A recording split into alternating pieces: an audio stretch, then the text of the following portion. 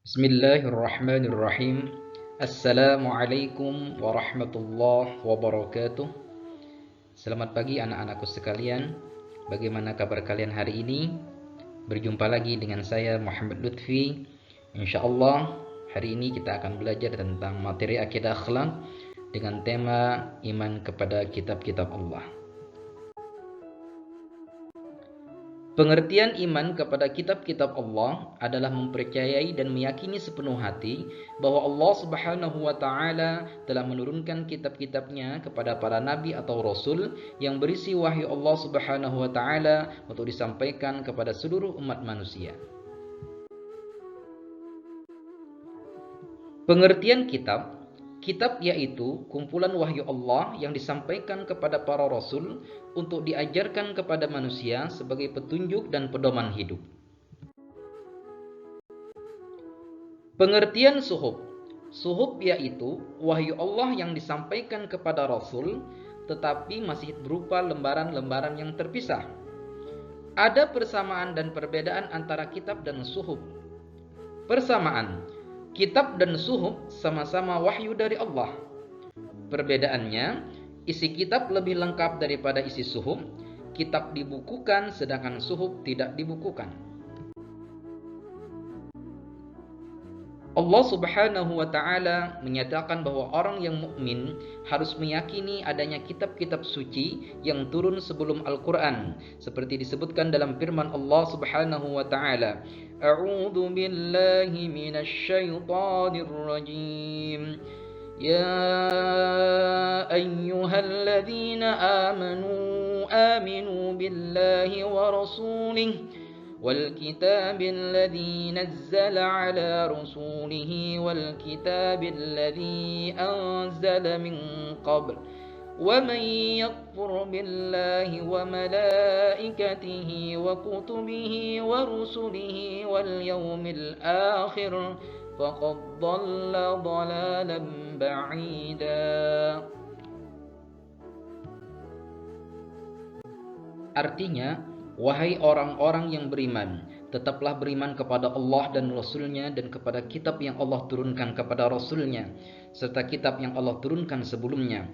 Barang siapa yang kafir kepada Allah, malaikat-malaikatnya, kitab-kitabnya, Rasul-Rasul-Nya, dan hari kemudian, maka sesungguhnya orang itu telah sesat sejauh-jauhnya.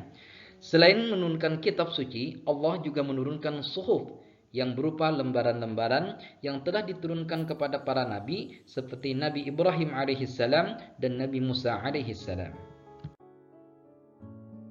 Yang pertama, kitab Taurat. Kitab ini diturunkan kepada Nabi Musa alaihissalam sebagai pedoman dan petunjuk bagi Bani Israel, sesuai firman Allah Subhanahu wa taala yang artinya, dan kami berikan kepada Musa kitab dan kami jadikan kitab Taurat itu petunjuk bagi Bani Israel. Janganlah kamu mengambil penolong selain aku. Quran surah Al-Isra ayat 2. Adapun isi kandungan kitab Taurat meliputi hal-hal berikut. 1. Kewajiban meyakini keesaan Allah. 2. Larangan menyembah berhala. 3. Larangan menyebut nama Allah dengan sia-sia. 4. Supaya menyucikan hari Sabtu. 5. Menghormati kedua orang tua. 6. Larangan membunuh sesama manusia tanpa alasan yang benar. 7. Larangan berbuat zina. 8. Larangan mencuri. 9. Larangan menjadi saksi palsu. Dan ke-10. Larangan mengambil hak orang lain.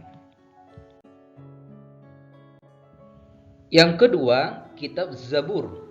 Kitab ini diturunkan kepada Nabi Daud alaihissalam sebagai pedoman dan petunjuk bagi umatnya.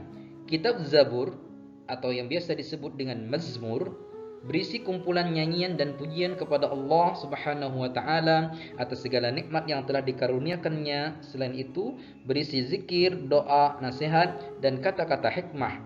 Menurut orang-orang Yahudi dan Nasrani, kitab Zabur sekarang ada pada Perjanjian Lama yang terdiri atas 150 pasal. Yang ketiga, kitab Injil. Kitab ini diturunkan kepada Nabi Isa alaihissalam sebagai petunjuk dan tuntunan bagi Bani Israel. Kitab Injil memuat beberapa ajaran pokok, antara lain yang pertama, perintah agar kembali kepada tauhid yang murni, yang kedua, ajaran yang menyempurnakan kitab Taurat, yang ketiga, ajaran agar hidup sederhana dan menjauhi sifat tamak, yang selanjutnya, pembenaran terhadap kitab-kitab yang datang sebelumnya. Yang keempat, kitab Al-Quran. Kitab suci Al-Quran diturunkan kepada Nabi Muhammad SAW untuk dijadikan petunjuk dan pedoman bagi seluruh umat manusia, bukan hanya untuk bangsa Arab. Secara keseluruhan, isi Al-Quran meliputi hal-hal berikut. 1. Pembahasan mengenai prinsip-prinsip akidah. 2. Pembahasan yang mengangkat prinsip-prinsip ibadah. 3. Pembahasan yang berkenaan dengan prinsip-prinsip syariat. Kedudukan Al-Quran antara lain: 1. Sebagai wahyu Allah Subhanahu wa Ta'ala yang diturunkan kepada Nabi Muhammad sallallahu alaihi wasallam. 2. Sebagai mukjizat Nabi Muhammad sallallahu alaihi wasallam. 3. Sebagai pedoman hidup manusia agar tercapai kebahagiaan di dunia dan di akhirat. 4. Sebagai sumber dari segala sumber hukum Islam. Baik anak-anakku sekalian, kita cukupkan dulu materi kita hari ini. Belajar yang giat ya. Mohon maaf atas segala kesalahan. Ila liqa qadimal ayyam bimasyiatillah wa iradati. Thumma assalamu alaikum warahmatullahi wabarakatuh.